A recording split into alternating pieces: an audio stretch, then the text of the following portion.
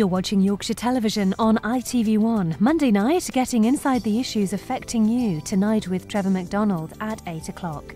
Now, time for the weekend news with Mary Nightingale. High security after warning of California bridge attack. Bombing won't stop for Ramadan, says President Bush. Draw brings new challenge for England's teams in Europe. And Harry Potter spells success on the big screen.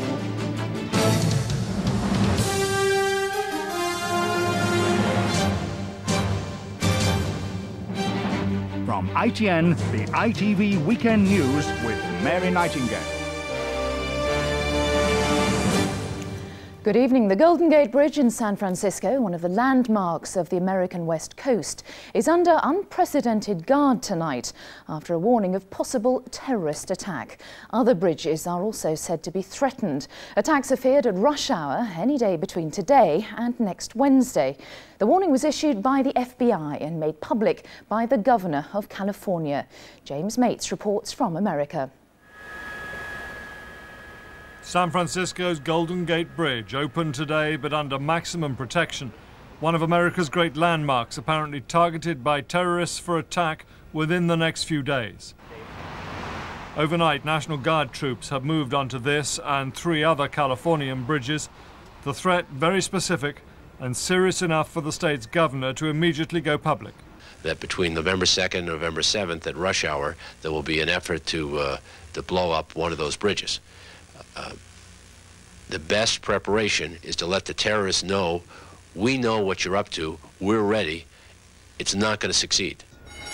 The U.S. Coast Guard is checking every ship that approaches the California coast, even boarding vessels, as they come close to bridges or ports. Those bridges were built back in the 30s, and the vessels between now and when they were built have gotten much larger and much faster. Armed men then stand beside the captain on the bridge to foil any attempted takeover. Such is the seriousness of the threat here. Back on America's East Coast, specially equipped FBI agents are still trying to trace the origin of the anthrax attacks in New York City and Washington that have killed 4 people so far. They're having to admit they still have no idea who is responsible, even a $1 million reward for information, drawing a blank. So far, we have not received as many tips or leads under that program as we would like. And so today I'm calling upon all of you and the news organizations to basically speak for us. Public dissatisfaction with the performance of the FBI here has been growing. They've produced a series of warnings about future terrorist attacks, but have so far not produced what the public really wants, a breakthrough in the investigations into either the anthrax or the World Trade Center attacks. James Mates, ITN, Washington. President Bush said tonight that the war against the al-Qaeda terrorist network and the Taliban regime in Afghanistan would go on through Ramadan. The enemy won't rest, he said, and neither will we. Neil Connery is following developments. On board the American aircraft carrier USS Roosevelt, the latest waves of attacks in Operation Enduring Freedom. According to the Pentagon, 27 days of airstrikes have weakened the Taliban. This is going to be a long struggle. For the first time, President Bush has confirmed that the US will not pause military action during Ramadan. The enemy won't rest during Ramadan, and neither will we. We're going to pursue this war until we achieve our objective. As to the specific times and dates, and we'll let the military speak to that. They're in charge of this operation. This is not a political campaign. This is a war. But the questions about US military strategy are growing, and so too the problems. Good afternoon, everyone. The Pentagon has now confirmed an attack by US Special Forces troops in Afghanistan has been thwarted by poor weather, more difficulties in the effort to find Osama bin Laden. He's an elusive character. It's very difficult to get accurate information timely from off the ground in enemy territory. We're working very hard to refine what we do know. The resources America's military needs are clearly on hand. These US Marines are being transferred from the USS Peleliu in the Arabian Sea. But the debate about how effectively they're being used and where this campaign goes next refuses to go away. Neil Connery, ITN. Today saw the heaviest bombing of the campaign in Afghanistan, with giant B-52s repeatedly attacking Taliban troop positions north of the capital, Kabul. Our correspondent Julian Mannion watched with troops from the Northern Alliance. In the skies over the Taliban front line near Kabul, a B-52 bomber roars towards its target. Moments later, a series of powerful explosions blasts a ridgeline where the Taliban are thought to be dug in. This is the heaviest hammer of the US Air Force. Almost half a century after it first entered service as a nuclear bomber, the B-52 now carries a massive payload of anti-personnel bombs. The B-52s are striking at Taliban positions just behind their front line next to the road to Kabul. And as soon as the B-52s have gone, the fighter bombers come back with their smaller but still deadly bomb loads. Today looks like the first concerted and determined attempt by the US Air Force to break up the Taliban defenses in front of the Afghan capital. The Pentagon said it was ready to carpet bomb. And for more than an hour this morning, the B-52 strikes came at 5-minute intervals. Watching near the front line were senior commanders of the Northern Alliance. They declared themselves satisfied with the weight of the American attacks. But between the strikes, Taliban soldiers sent messages of defiance by walkie-talkie. "We're fine," the voice on the radio said. "We're waiting for you on the front line."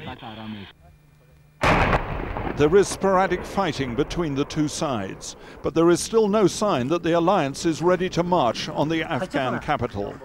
For now, the question is whether American airstrikes will be enough to break the Taliban. Julian Mannion, ITN, on the Northern Alliance front line near Kabul. The latest anthrax scares in Germany have proved to be false alarms. But the first case in Pakistan is said to have been confirmed at a newspaper office in Karachi. A letter was sent to the newsroom of the Daily Jang, the country's most popular paper. Officials say it could be in retaliation for the Pakistani government's pro-Western stance. A Tunisian living in North London was jailed for 3 years today for making a hoax bomb call on the very day of the attacks on the World Trade Center in New York. Mossadegh Jouini was said to have told police that London office blocks were going to be hit next. Paul Davis has the full story. It was only hours after the attacks in America that Scotland Yard received a telephone warning that the City of London and some of the capital's tallest buildings were the terrorists' next target. The anonymous call began, "This is a message for Mr. Blair, right? If you want to save lives, you can take this message seriously." The man claiming to represent the Palestinian Hamas group said police should evacuate Canary Wharf and other buildings in the city and Docklands that had been targeted. But the threat was a hoax. The man who made it, Mossadegh Jouini, a Tunisian national living in North London, was arrested immediately. The court was told that Mossadegh Jouini was caught because of the speed with which Scotland Yard operators were able to trace the public telephone from which he made his hoax call. He still had the telephone receiver in his hand when officers found him. At first, he denied doing anything wrong, asking the arresting constables if they hadn't anything better to do with their time. Today, the judge told the Tunisian-born graduate he'd been guilty of the most serious kind of hoax imaginable and sent him to jail for 3 years. I'm very pleased. I think the sentence of 3 years against this offender sends out a very strong signal to people that if they make these sort of hoaxes, we will track them down and they'll go to court and go to prison. Before being driven to prison, Jouini was told he was lucky he hadn't been given the maximum 10-year sentence. Paul Davis, ITN. The restoration of devolved government in Northern Ireland was blocked today by a revolt by 2 of David Trimble's Unionist Assembly members. It meant he wasn't re-elected as First Minister. A new vote to resolve the crisis could still be on the cards, although the Alliance Party has tonight refused to re-designate itself as Unionist to give Mr Trimble his majority. Here's our Ireland correspondent Mark Webster. Intensive talks were underway late into tonight to try and chart a way through this latest crisis. To be elected, Mr Trimble needed a clear majority of the Nationalists, who were united behind him, and of Unionists, who were not. Mr Speaker, I accept nomination. Mr Trimble fell short by a single vote after 2 members of his own party refused to accept the IRA had moved on arms. After the vote, anti-peace agreement Unionists were jubilant. This is a bloody nose for all those that took part in the charade of the decommissioning, so-called. Apparently undismayed, it is a serious blow for the Ulster Unionist leader, who resigned 4 months ago as First Minister to bring pressure on the IRA to start disarming. This evening he still hoped to find a way through. One should not regard today's decision as being in any way final. It is not. This process is not ended by it. This process is, as I have said from the outset, remarkably robust, and it will proceed. There are pressing issues like police reform, with the RUC's name to change this weekend to the Police Service of Northern Ireland. The Secretary of State said tonight it was vital to press ahead. People are fed up with delay. They're fed up with lurching from crisis to crisis. They like local politicians making local decisions, and they want them to be able to get on with the job. In order to avoid calling fresh elections here, the most likely outcome is that the Assembly will be recalled on Monday. In the meantime, one of the smaller parties will be prevailed upon to rebrand itself as Unionist, and Mr Trimble could still be voted in as First Minister. Mark Webster, ITN, Stormont. The insurance giant Prudential is axing a fifth of its workforce. More than 2,000 people will lose their jobs. Half of them will be compulsory redundancies. It comes on top of 2,000 job cuts in the firm's sales force earlier this year. A Christian school in Liverpool went to court today to fight for the right to smack unruly pupils. The Christian Fellowship School is asking for a judicial review of the government's refusal to sanction corporal punishment. It claims to have the support of the Bible and of parents. Football now, and the draw for the second group stage of the Champions League, which starts later this month, was made today. Manchester United are up against reigning champions Bayern Munich, Boavista and Nantes. Arsenal have Juventus, Deportivo and Bayer Leverkusen in their group. And Liverpool meet Barcelona, Galatasaray and Roma. Felicity Barr reports from Anfield. Liverpool's players were at their training ground when the draw was made this morning, but they quickly learnt the identity of their next opponents. Group B. Barcelona for Liverpool.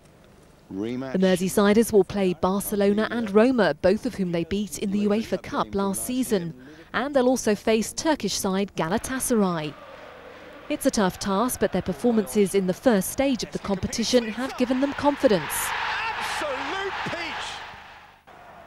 Liverpool were also boosted today by news that manager Gerard Houllier has left hospital less than 3 weeks after undergoing major surgery. But he won't be back at Anfield for a while. He's gone home, so he'll be, he convalesced at home for quite a while. But as for dates and everything, you just cannot put a time schedule on this sort of thing. The Champions League draw hasn't been kind to Arsenal. They must face Juventus, Deportivo La Coruña and Bayer Leverkusen. Do you want to know if it's difficult? I would say yes. But we want to go through, and I feel we have the potential to go through. On paper, Manchester United appear to have the easiest draw, with opponents including Nantes and Boavista. But they must also take on arch-rivals Bayern Munich, who knocked them out of the competition last season. But this weekend, Manchester United must forget their European dream and concentrate on the Premiership. On Sunday, they travel here to Anfield to face Liverpool in one of their most fiercely competitive matches of the season. Felicity Barr, ITN Sport, Liverpool. And the British club still in the UEFA Cup also found out today who they'll be playing next. Celtic will take on Valencia in the third round. Ipswich face Inter Milan. Rangers are drawn against Paris Saint-Germain and Leeds play Grasshoppers of Zurich. The main news tonight is that several bridges in California are under armed guards after a warning of possible terrorist attacks. And we end tonight with Harry Potter, that young wizard who's enchanted readers across the world. The first Harry Potter film has its premiere on Sunday, and advance ticket sales are said to be going through the roof. Nina Nanar reports. It's a film that's raised great expectations. Today, the cinema hosting the world premiere on Sunday was preparing for the attention of the world's media. Good afternoon, class. Welcome to your first flying lesson. Stick your right hand over the broom and say up. Up! Wow. The long-awaited film, Harry Potter and the Philosopher's Stone, is at last finished. Mr. Longbottom, exactly where do you think you're going? And the indication is that the screen version of J.K. Rowling's best-selling book about a boy wizard is already working its magic. Cinema chains are reporting record advance ticket sales. It doesn't go on general release for another fortnight. The sales of tickets for Harry Potter are unprecedented. Already we're at over £1 million sales and we're still 2 weeks out from the general release. It's just going through the roof. I don't think there's ever been demand like it, and we're expecting to break all box office records for sure. Anything you couldn't explain? 2.5 hours long, it cost around $125 million. You're a wizard, Harry. I'm a what? Already a publishing phenomenon, the film is set to be one of the biggest cinema merchandising successes too, and that's even before perhaps its most important critics have even seen it. What do you think the film's going to be like? I think it's going to be a little bit scary, but quite fun. Are you going to go see the film? Yes. Henry wants to see it for his birthday. You want to see it for your birthday, do you, Henry? Yes. Why's that? Because I think it's a very good film. I think it is clear that we can expect great things from you. He's already doing rather well. Nina Nanar, ITN. And that's our news for tonight. Goodbye.